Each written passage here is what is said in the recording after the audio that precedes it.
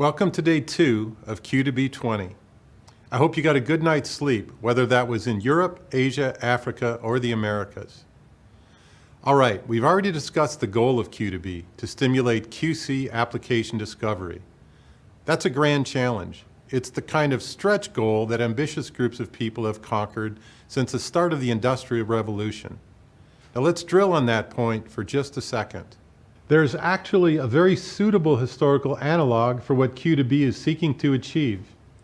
It can be found in an interesting moment in the history of technology development in the United States, the so-called Golden Spike moment.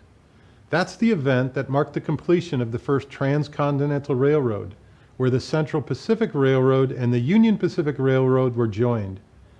This feat enabled passenger and freight to move uninterrupted between the two coasts, which opened up a new world of economic and social interaction. So let me take you back to Promontory Summit in the Utah Territory in May 1869. To the country, D-O-N-E, done.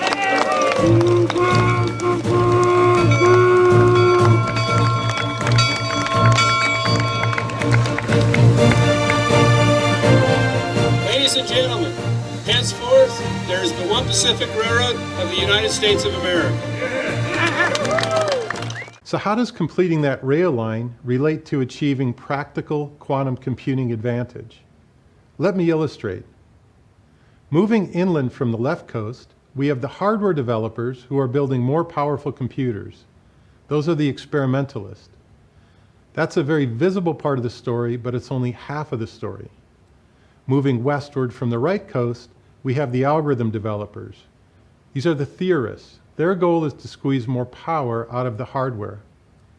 The point in time at which they will meet is when we will achieve practical quantum computing advantage for a real-world problem.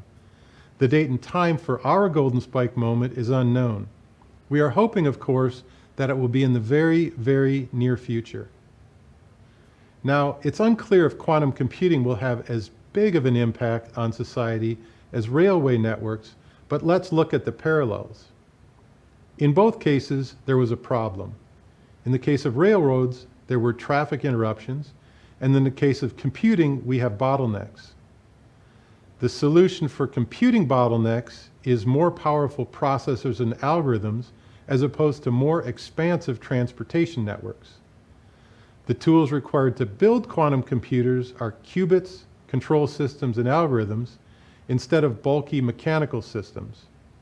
But in both cases, the interested parties are the same: business, government, and science. Since the impact of quantum computing could be that large, we are hoping to be able, in the very, very near term, to take a photo like this of a group of enterprise employees and QC scientists who are celebrating the digital equivalent of this.